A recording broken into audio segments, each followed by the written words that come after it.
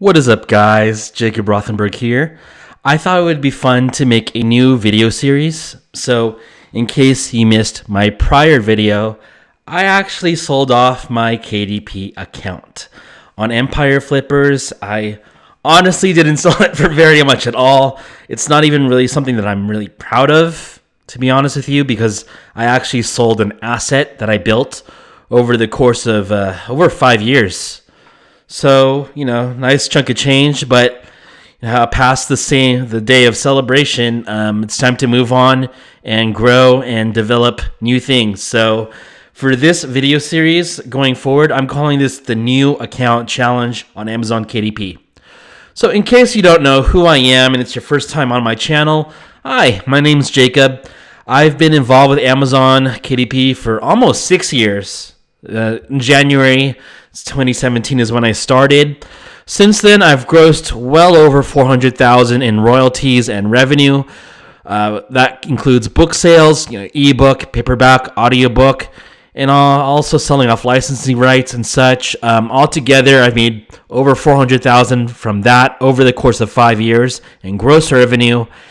And from online courses and coaching, I've made, I think, a little bit over that. So it's fair to say I've made over $1 million from this whole online space.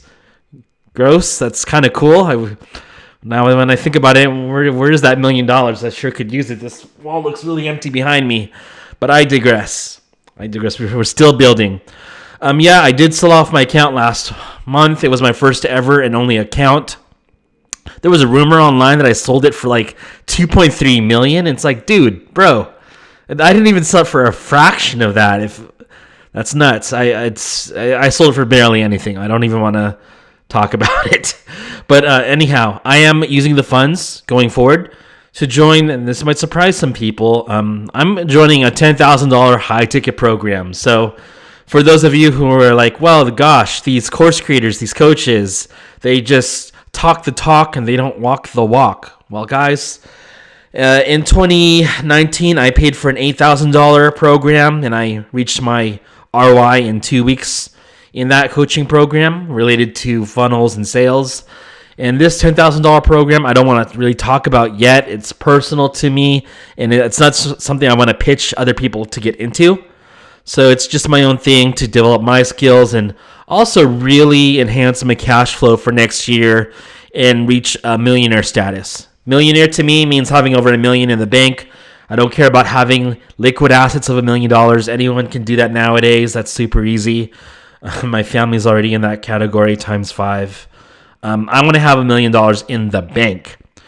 So I'm going to be joining that. I'm also going to, from this proceeds of the sales, reinvest into low risk asset classes. I have money in stocks. I have money in some crazy places. I think I have some money still left in crypto.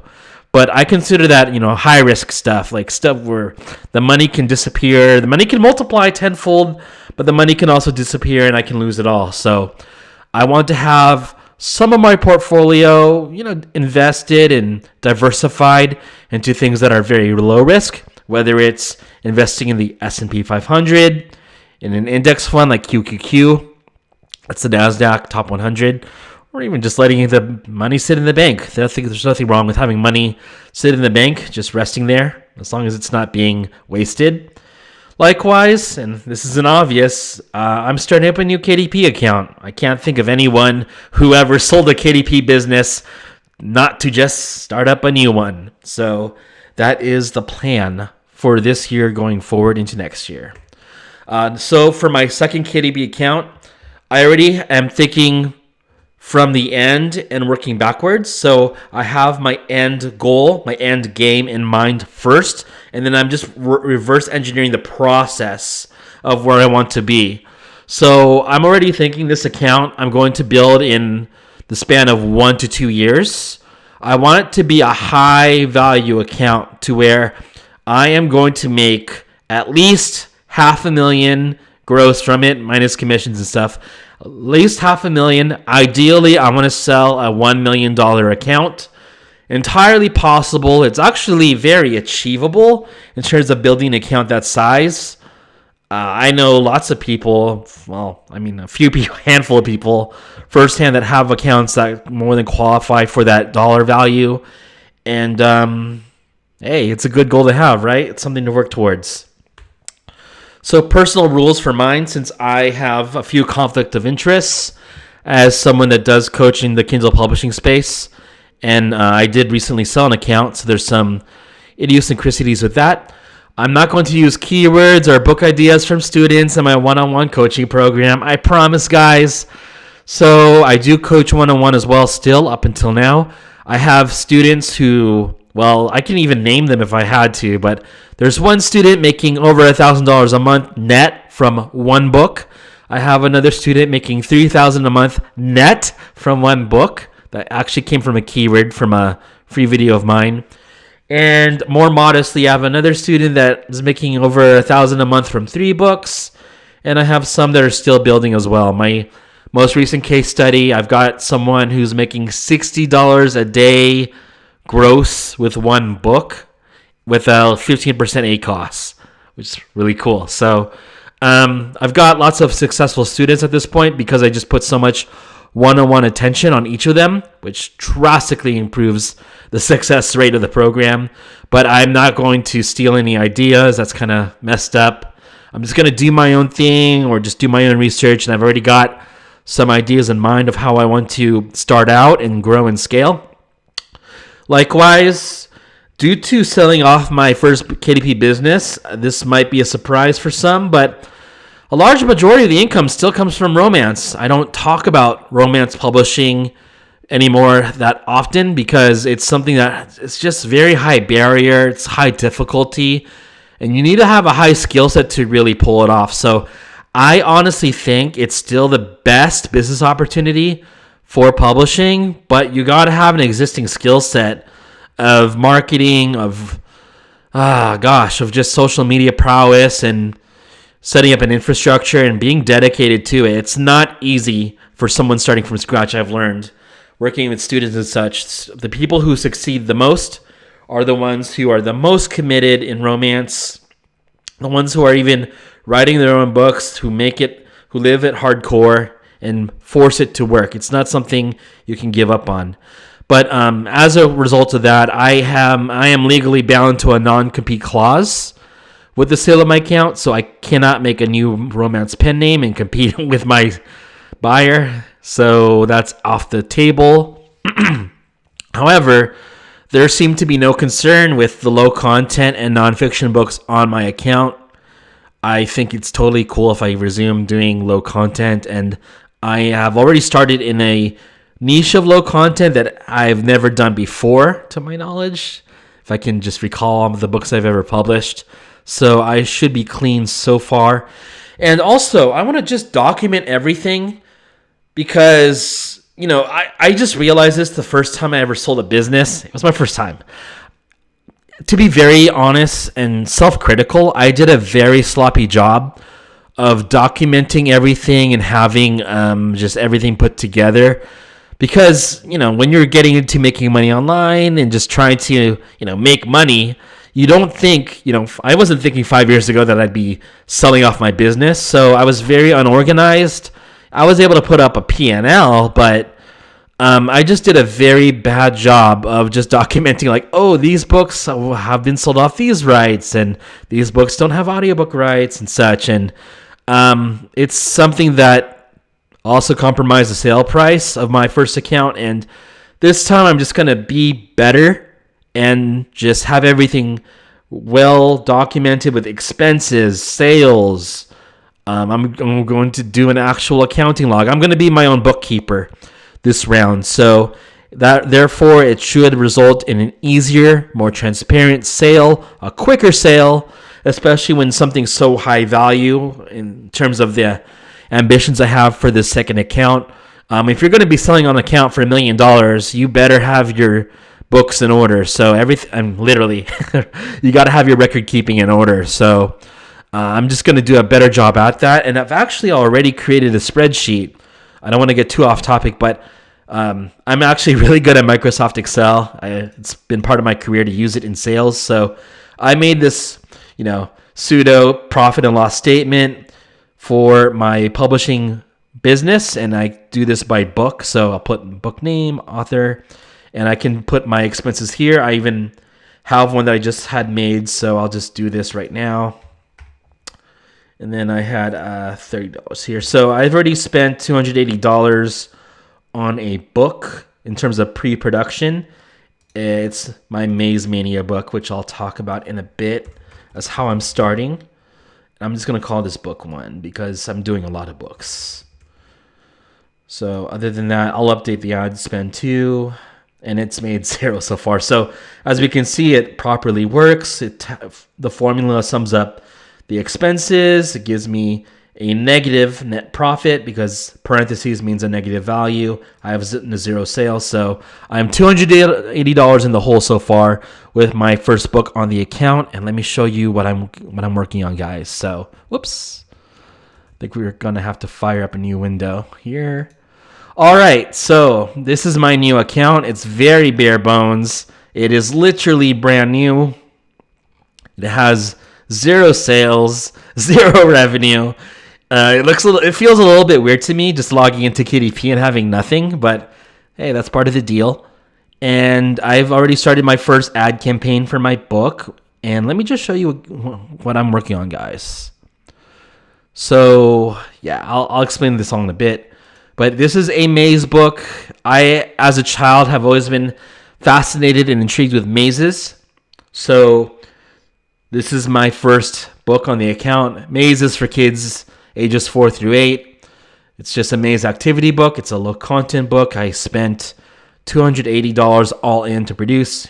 So I overpay for my productions on purpose because number 1, the provider I'm paying is a friend, and number 2, I'm willing to overspend if it means I can get at least, good quality for my books. I don't need to have the best quality, but I like having good quality. So, the difference between spending $100 and $200 for a book is negligible to me, as long as it's not like $1,000. And I've already got 2 reviews from my ARC team that I have set up impromptu. So I know what I'm doing with pre-production. I know what I'm doing with marketing very quickly, and more reviews should come in. Have this price at $6.99 to entice buyers to the low price. Now, something that I am troubleshooting, and this is just how it is, guys. I mean, I'm fully transparent about sharing this. So I had this book published at the beginning of the month. I have 608 impressions, which is, I think, decent, but no clicks and therefore no sales. So I'll show this campaign. It's here we go. So I've got a very expensive default bid so that I can pretty much guarantee getting impressions. Now, even if someone clicks the ad and gives me a sale, I'm still losing money on this, and that's entirely on purpose.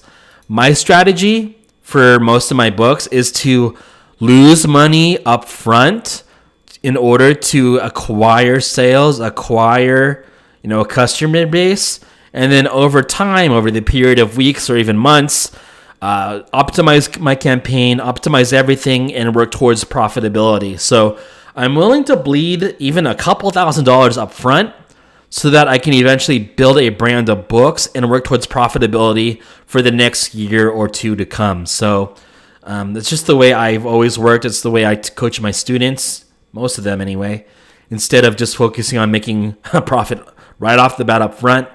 I believe I personally have the money and funds to bleed on books. I don't really care if this fails or not. Now, if I had to be honest with myself, and if there's a high-level publisher watching this, scratching their head, why did I do this book? If I had to be honest, I think that I already failed on this book with regards to the concept because it's too general, it's too broad. Like, yeah, it's a maze activity book for kids ages 4 through 8, but there's like a million maze books for kids ages 4 through 8. So realizing this, I have 3 more maze books that I'm going to be building onto this pen name, Maze Mania, and I'm going to have more long tail approaches to this kind of concept. So I don't want to spoil it in case someone wants to snipe me for for this concept, but I've got 3 much more precise, long tail, targeted concepts that I think should do better right off the bat for sales for May's activity book. So, hey, this is my first entry on the pen name. Whether it does well or not, I'm not really emotionally attached to that. But I just want to get the bat going and get started with building a new pen name. So that's the mindset you got to have, guys, especially if you want to scale to any meaningful level. You have to be willing, ready, and maybe even excited to fail, okay? So I know that sounds a little bit crazy, but I believe that the publisher who is going to succeed to a great degree, making 6 figures, has had a lot of failed books. You don't want to fail too often, of course. You want to have books that succeed. But if you're going to try out like a new concept that you haven't done prior, or like a new keyword, this is the tuition that I've got to pay to break into this niche. So I know for a fact that mazes are very profitable. It's very in high demand as an activity book. I did mazes as a child, but I've just got to pay my tuition to make this niche work. And obviously, going by the pen name, this pen name is just for mazes only. That's it. So if this ends up being some 6-figure brand with 100 maze books, that would be ideal. If I totally flop and I decide to give up after trying to market 5 maze books for the remainder of the year, that's okay too. I can pivot and figure out something else. But this is something that I'm going to be putting my attention to for now. So that's pretty much it, guys. I'm probably going to update you all, at least on this account, once a month and just show you how it goes. I think it's also good to give myself some accountability to make this business work again for me. So yeah, right now we're looking at an empty dashboard. Hopefully next month we'll have a dashboard full of sales and royalties coming in. So that's about it, guys. If you're interested in one-on-one coaching, I've got my appointment books filled, but I can probably take in 1 more student for the rest of the year because I'm going to get busy. But if you are interested, lifetime coaching, yeah, I've got a video course with it too, over 50 videos. No one ever pays for just that. But the real value is being able to work with me one-on-one, unlimited calls, and the program is forever. And the cost of joining is $1,000. So I think that's a really good deal for anyone who wants to get started and at least scale up their business.